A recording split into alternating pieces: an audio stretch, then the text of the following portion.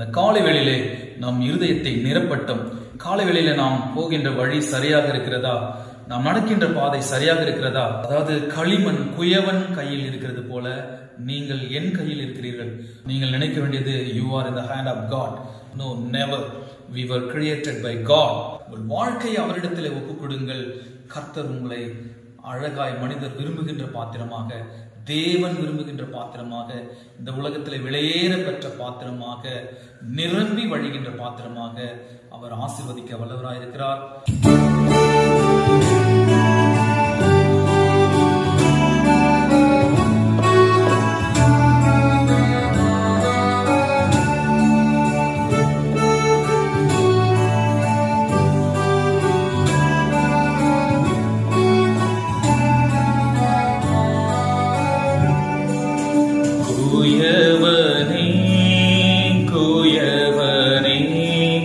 படைப்பின் காரணனே,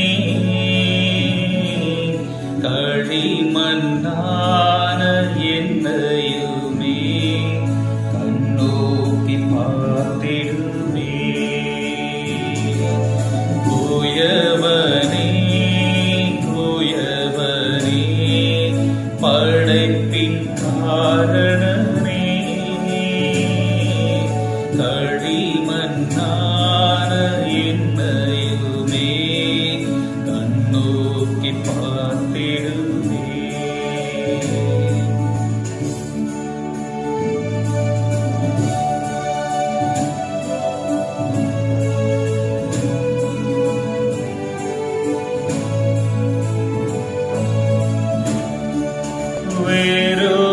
வெறுமையான பாத்திரம் நான் வெறுத்து தள்ளாமலே,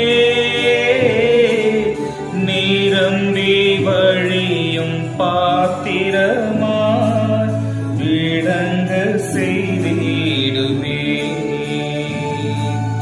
வெறுமையான பாத்திரம் நான் வெறுத்து தள்ளாமலே,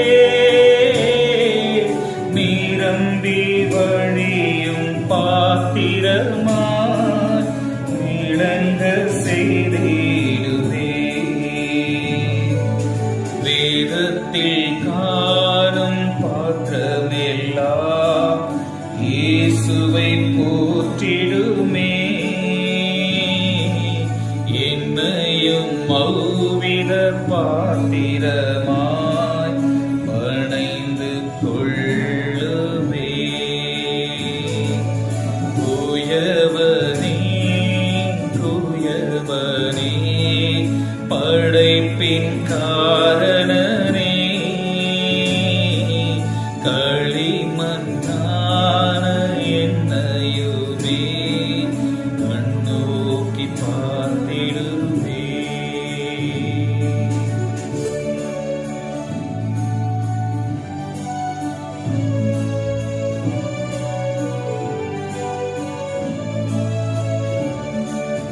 வேளை போகாத பாத்திரம் நான் விரும்புவாரில்லையே,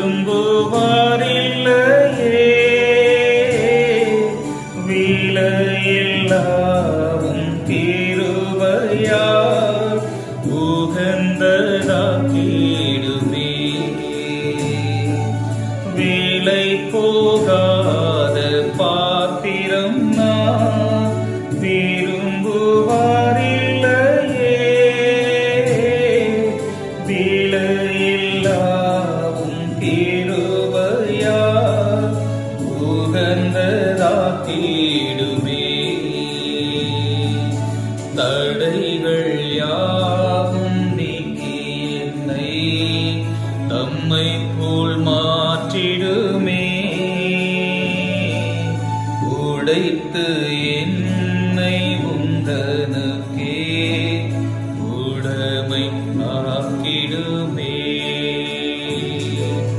குயவனே குயவனே படைப்பின் காரணனே, களிமண்ணான என்னையுமே கண்ணோக்கி பார்த்தேன்.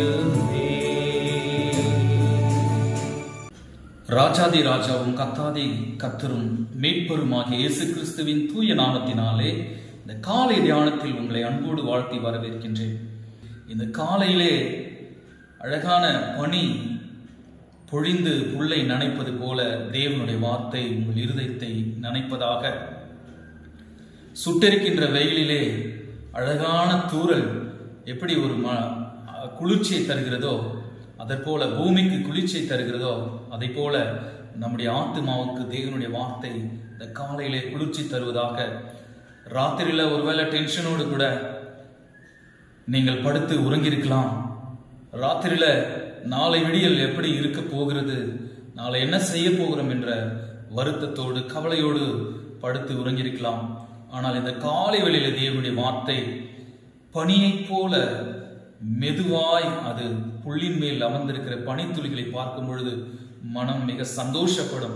அதை போல தேவனுடைய வார்த்தை கேட்கும் பொழுது உங்கள் இதயம் சந்தோஷப்படுவதாக.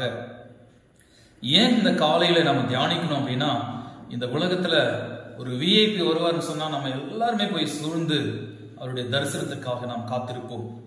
இந்த அண்ட சராசரங்களை படைத்த விஐபி நம்முடைய ஆண்டவராகிய இயேசு கிறிஸ்து என்னும் உலக ரட்சகர். அவர் பிறப்பிலதான், அவருடைய இறப்பிலதான், அவர் மீண்டும் 3ஆம் நாள் உயிரோடு எழுந்து வந்ததுல தான் கிறிஸ்தவ ஜீவியமே இருக்கிறது. இந்த உலகமே கிபி என்றுதான் பிரித்து வைத்திருக்கிறார்கள். சரித்திர நாயகன் அவருடைய வார்த்தையை கேட்பது நம் இருதயத்தை பூரிப்பாக்கட்டும். இந்த காலை வேளையிலே நம் இருதயத்தை நிரப்பட்டும். இந்த காலையிலே நாம் நம்முடைய வாழ்க்கை எப்படியெல்லாம் இருக்கிறது என்பதை நாம் சீர்தூக்கி பார்க்க வேண்டும். காலை வேளையில நாம் போகின்ற வழி சரியாக இருக்கிறதா, நாம் நடக்கின்ற பாதை சரியாக இருக்கிறதா, அல்லது மற்றவர்களை பார்த்து நாம அப்படி இல்லை, நாம அவங்கள போல இல்லையே, நான் இவங்களை போல இல்லையே அப்படின்னு யோசிக்கிறோமா? இந்த காலை வேளையிலே சிந்தித்து பாருங்கள் பிரியமானவர்களே. காலையிலே கர்த்தர் எப்படி அவர் விரும்புகிறாரோ அப்பேற்பட்ட வாழ்க்கை தான் உங்களுக்கு கொடுத்திருக்கிறார். அழகான உங்களுக்கு ஒரு பெயரை கொடுத்து, உங்களுக்கு ஒரு உருவத்தை கொடுத்து, உங்களுக்கு ஒரு ஆவி ஆத்மா சரீரத்தை கொடுத்து இந்த பூமியில வைத்திருக்கிற தேவன் உங்கள் கவலை எல்லாவற்றையும் அவர் நீக்க வல்லமையுள்ளவராயிருக்கிறார். நாம் செய்ய வேண்டியது அவர் கைகளிலே நம்மை ஒப்பு கொடுக்க வேண்டும். தன்னிச்சையா நாம செய்திருவோம். என்னுடைய டேலண்ட்ல நான் செஞ்சிருவேன், என்னுடைய திறமையில நான் இதை செஞ்சிருவேன், என்னுடைய பணத்தை வச்சு நான் அதை பண்ணிடுவேன், சாதிச்சிருவேன் அப்படின்னு நினைச்சிட்டீங்கன்னா நிச்சயமா நீங்க ஏமாந்து போவீங்க. ஏன்னா இதுக்கு முன்னாடி எத்தனையோ பேர் நிறைய கோடிக்கணக்கான பணம் வச்சு எங்களுடைய வாழ்க்கையை நம்ம பார்த்திருக்கோம். எவ்வளவோ அந்தஸ்து பெற்றவங்களுடைய வாழ்க்கையை நம்ம பார்த்திருக்கோம். எவ்வளவோ திரளான ஜனங்களை பெற்றவர்களை நாம் பார்த்திருக்கிறோம். எல்லாருடைய வாழ்க்கையும் ஒரு நாளிலே சூன்யமாக போகும். ஆனால் என்றைக்கும் நிலைத்திருக்கின்ற வார்த்தை இந்த சத்திய வார்த்தை தான். இன்றைக்கு தேவன் நமக்கு கொடுத்த தியான வசனம், தியான பாடம் எரேமியா தீர்க்கதரிசன புத்தகம் 18வது அதிகாரம் வசனங்கள் 1 முதல் 6 வரை. Jeremiah chapter 18 verses 1 to 6. இதுதான் நம்முடைய தியானத்துக்கு எடுத்துக்கொள்ள போறோம். நீங்க பைபிள் வச்சிருந்தீங்கன்னா தயவுசெய்து எடுத்துட்டு அதை வாசித்து நீங்கள் தியானம் பண்ணுங்கள். You will be blessed. கர்த்தரால் எரேமியாவுக்கு உண்டான வசனம், நீ எழுந்து குயவன் வீட்டிற்கு போ, அங்கே என் வார்த்தைகளை உனக்கு தெரிவிப்பேன் என்றார். அப்படியே நான் குயவன் வீட்டிற்கு போனேன். இதோ அவன் திரிகையினாலே வணைந்து கொண்டிருந்தான். குயவன் வணைந்து கொண்டிருந்த மண்பாண்டம் அவன் கையிலே கெட்டு போயிற்று. அப்பொழுது அதை திருத்தமாய் செய்யும்படிக்கு தன் பார்வைக்கு சரியாய் கண்டபடி குயவன் அதை திரும்ப வேறே பாண்டமாக வணைந்தான். அப்பொழுது கர்த்தருடைய வசனம் எனக்கு உண்டாகி, அவர் இஸ்ரவேல் குடும்பத்தாரே, இந்த குயவன் செய்தது போல நான் உங்களுக்கு செய்யக்கூடாதோ என்று கர்த்தர் சொல்லுகிறார். இதோ இஸ்ரவேல் வீட்டாரே, களிமண் குயவன் கையில் இருக்கிறது போல நீங்கள் என் கையில் இருக்கிறீர்கள். அழகான அந்த வசனம் பாருங்க. அதாவது களிமண் குயவன் கையில் இருக்கிறது போல நீங்கள் என் கையில் இருக்கிறீர்கள். நம்முடைய டேலண்ட்ல இதில் செஞ்சிடலாம், நமக்கு இருக்கிற திறமையினால் இதை செஞ்சிடலாம், என்னுடைய அறிவினால் இதை செஞ்சிடலாம் அப்படின்னு நினைக்கிறீங்களா? No, never. You are in the hand of God. You are clay, God is potter. அவர் தான் நம்மை வணைந்து கொள்கிறவர், நமக்கு உருவத்தை கொடுத்தவர், நமக்கு அழகையும் அந்தஸ்தையும் அறிவையும் கொடுக்கிறவர் அவர் ஒருவரே. இந்த உலகத்திலே அறிவை கொடுக்கிறவர். உங்களுக்கு ஒரு பதவி இருக்குமானால் அதை கொடுக்கிறவர் அவர்.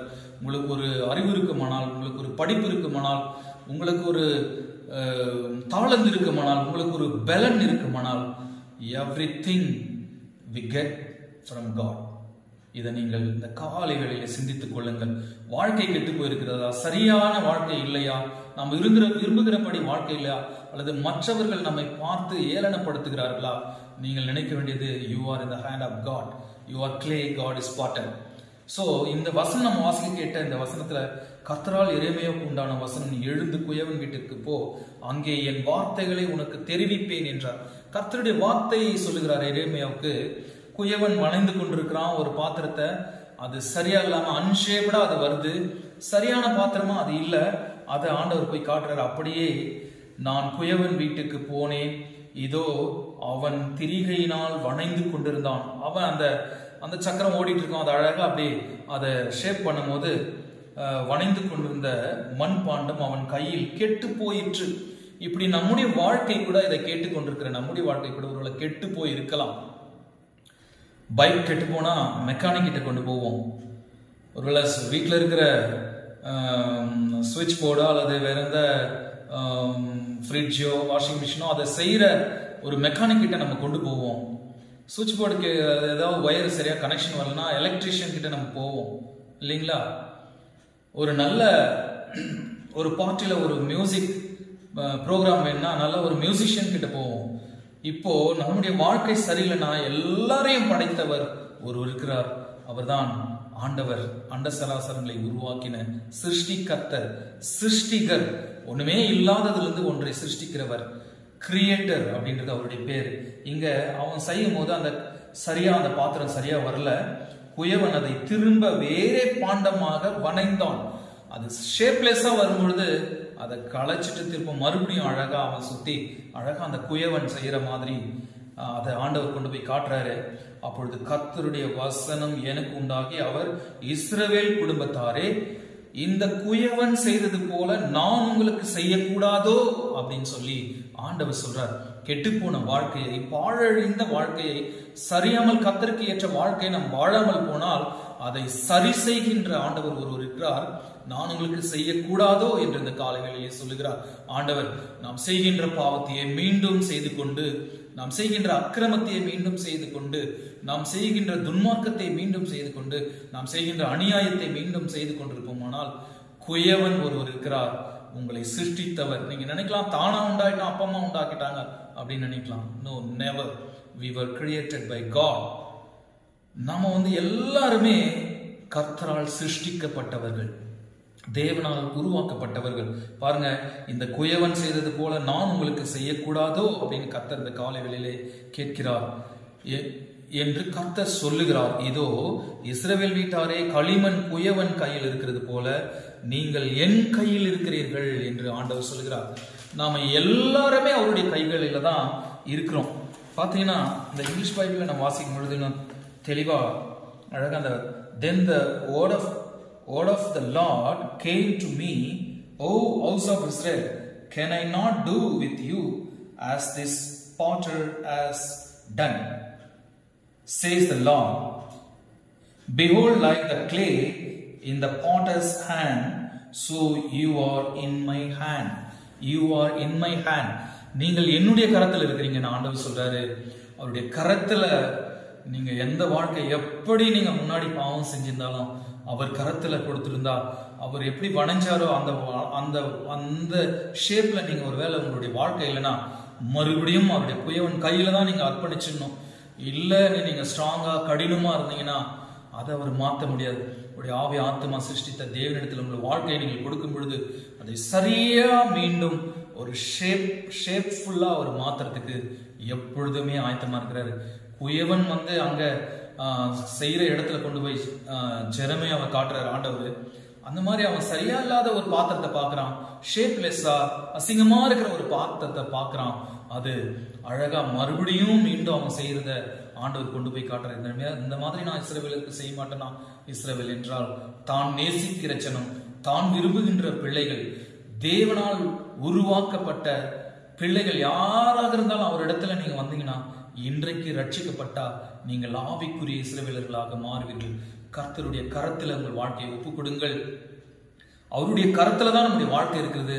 நீங்கள் அர்ப்பணித்து மன்னிப்பு கேட்டு அவரிடத்துல மீண்டும் என்ன ஒரு அழகா ஷேப்பா குயவனே குயவனேன்னு சொல்லி நீங்க நம்ம அந்த பாட்டுல வர அந்த வரிகள் மாதிரி அழகா அவருடைய கையில நீங்க என்ன திரும்ப வணஞ்சிக்கங்க ஆண்டவரே அப்படின்னு சொல்லி நம்ம ஜெபிக்கும் பொழுது நிச்சயமாக உங்கள் வாழ்க்கை அழகான ஒரு பயன்படும் ஒரு பாத்திரமாய், நிரம்பி வழிகின்ற பாத்திரமாய் அவர் மாற்ற வல்லமையுள்ளவராய் இருக்கிறார். உங்கள் வாழ்க்கையை அவரிடத்திலே ஒப்புக் கொடுங்கள். கர்த்தர் உங்களை அழகாய் மனிதர் விரும்புகின்ற பாத்திரமாக, தேவன் விரும்புகின்ற பாத்திரமாக, இந்த உலகத்திலே விலையேற பெற்ற பாத்திரமாக, நிரம்பி வழிகின்ற பாத்திரமாக அவர் ஆசீர்வதிக்க வல்லவராயிருக்கிறார். அப்படி நீங்கள் அவரிடத்திலே அர்ப்பணியுங்கள். நீங்கள் தனிமையிலே ஜெபியுங்கள். கர்த்தர் உங்களை ஆசீர்வதிப்பாராக.